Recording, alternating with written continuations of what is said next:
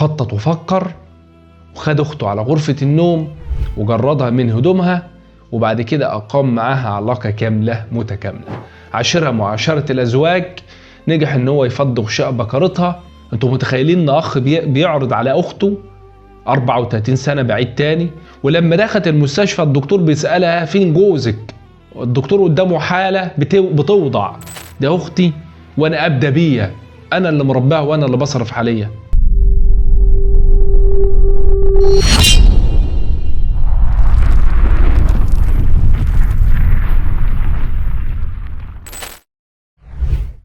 اهلا بيكم.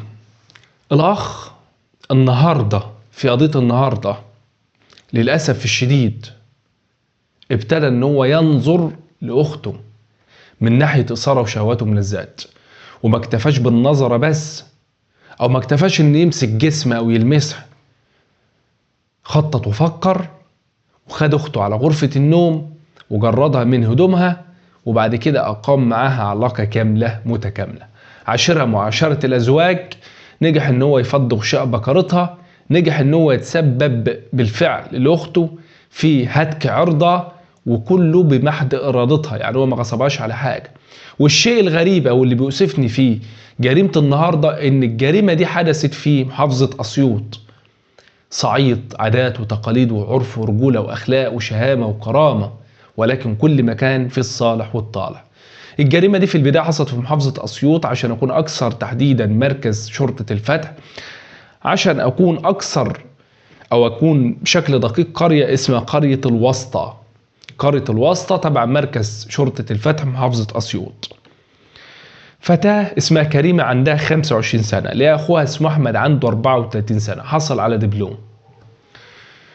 قرية الوسطى مركز شرطة الفتح محافظة اسيوط. احنا عارفين طبعا، معلش، زي ما في البيت الكويس في الوحش، وممكن يبقوا اخين توأم وفيهم الحلو وفيهم الوحش، ده شيء اكيد ما نقدرش نختلف في الكلام ده.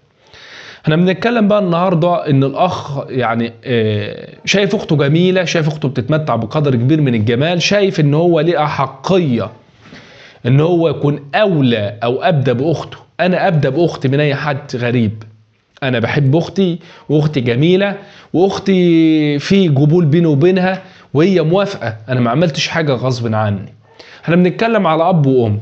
في البدايه اب وام همه مش شاغل ان احنا للاسف خلافات حدثت ما بين الزوجين، ولما الاتنين صمموا كل واحد على وجهة نظره ابتدوا ان هم ينفصلوا.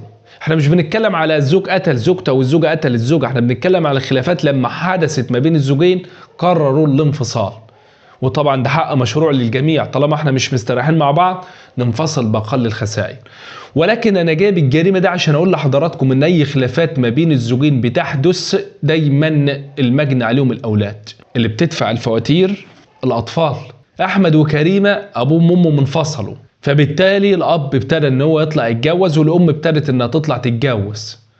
اصبحت ان كريمه قاعده مع اخوها احمد في شقه واحده الاتنين مع بعضيهم. ابتدى الولد يسلك طريق المخدرات وتعاطى المخدرات، وابتدى بعد كده يتهيأ له ان اخته ملكة جمال العالم. هي بالفعل بتتمتع بقدر كبير من الجمال، ولكن ده مش سبب دافع للي عمله الشاب ده. احنا بنتكلم بنقول 25 سنة البنت وهو 34 سنة، ولكن لما ابتدى ان هو يفكر في الكلام ده بص لقى اخته بكل بجاحة موافقة، لا اعترضت على وجهة النظر ولا قالت له ده عيب ولا ده عرض وشرفي. وطبعا الاتنين قاعدين مع بعضهم في الشقة، ابتدى الولد ان يعرض على اخته وقال لها ما تيجي نعمل زي الناس، انا وانت نعمل زي الناس. قالت له ازاي نعمل زي الناس؟ قال لها اديك شايفه احنا قاعدين مع بعضينا، وانت محتاجه تتجوز وانا محتاجه اتجوز، وعايزين نمشي الدنيا يعني نريح بعضينا.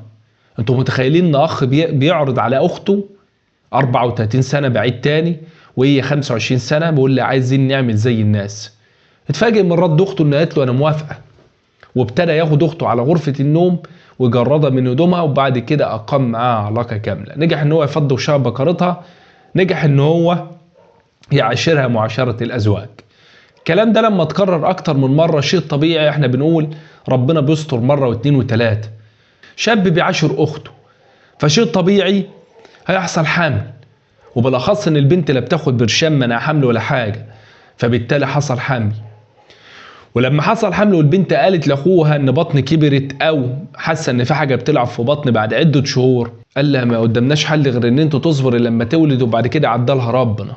وكان في اعتقاده ان اخته لما كانت تولد كان ياخد الطفل ويروح بالسجل المدني يثبته ان الطفل ده جاي عن طريق سكه حلال، يعني مش جاي عن طريق حرام ولا حاجه. وبالفعل اللي حصل، البنت صبرت لحد ما اكتملت شهور الحمل، وجات بقى قبل الولاده بساعات حصلت معاها الامور الطبيعيه اللي بتحدث عند الستات قبل الولاده. طلعت على المستشفى العام بمركز الفتح محافظه اسيوط.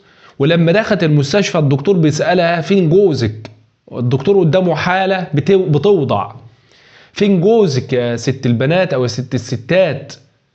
ما عرفتش ترد. فين جسيمة الجواز؟ ما عرفتش ترد. ما كانش قدام الدكتور حل غير ان هو يتواصل مع رجال الشرطه. ولما جت الشرطه كانت هي وضعت اصلا عن طريق رئيس المباحث بيسالها الولد ده ابن مين وفين جوزك عشان نثبت الطفل.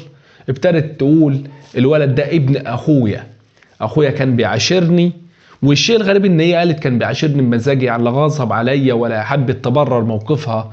قالت لا اخويا كان بيعاشرني والكلام ده كان بيحصل بينه وبينه برضايا وحصل حمل، وقال لي ما قداميش حل غير لما عرفته يعني غير ان انتوا تصبروا لحد ما تولدوا وبعد كده عدلها ربنا. ولما جيت اوضع الدكتور ابتدى يسالني وما كنتش عارف اجاوب، اقول له ده يبقى ابن مين؟ تم ضبط الاخ، اعترف وقال ايوه انا عملت كده مع اختي ولكن كل حاجه كان برضاها وانا ما غصبتش عليها في حاجه، واختي مسؤوله عن تصرفاتها، واحنا الاتنين كنا قاعدين في الشقه حبينا ان احنا نريح بعضينا، وابويا وامي منفصلين ومحدش، ده اختي وكله كان برضاه. الولد بكل بجاحه كان جرب يقول محدش ليه دعوه، ده اختي وانا ابدا بيا، انا اللي مرباها وانا اللي بصرف عليها. شفتوا قله الدين بتوصل لحد فين؟ دي جريمه حصلت بقول لحضراتكم داخل قريه اسمها قريه الواسطه، مركز شرطه الفتح محافظه اسيوط. لو جت في فيلم ولا في مسلسل نقول دي من وحي خيال المؤلف، لا يمكن تكون قضيه حقيقيه، ولكن للاسف دي قضيه حقيقيه. شفتوا بقى انا لما بقول اي خلافات ما بين الزوجين دايما المجني عليهم الاولاد حقيقه. مين اللي دافع الفواتير دلوقتي؟ مين اللي بيحاسب على الفواتير؟ الام طلعت اتجوزت والاب واتجوز وعاش حياته، انما الولد دمر مستقبل اخته. شفتوا الخلافات لما الاتنين كزوج وزوجه بيعندوا ببعض بتوصل لحد فين؟ يا ريت نتعلم، يا ريت نتعلم ونستحمل ونعيش بما يرضي الله وما نتلككش لبعضينا، لان اي خلافات بتحدث دايما المجني عليهم بيبقوا الاولاد. يا ريت بقى نتعلم ونعرف ان الولاد اللي بيدفعوا الفواتير، وان بالفعل النهارده نتوقع كل شيء. البنت سلمت شرفها وعرضها لاخوها بكل بساطه، والاخ بدل ما يكون سند لاخته اصبح كلب ذئب بشري بينهش في عرضها وشرفها مقابل الشهوات والملذات والرغبات. يا ريت نتعلم من قضيه النهارده. واخيرا الى اللقاء.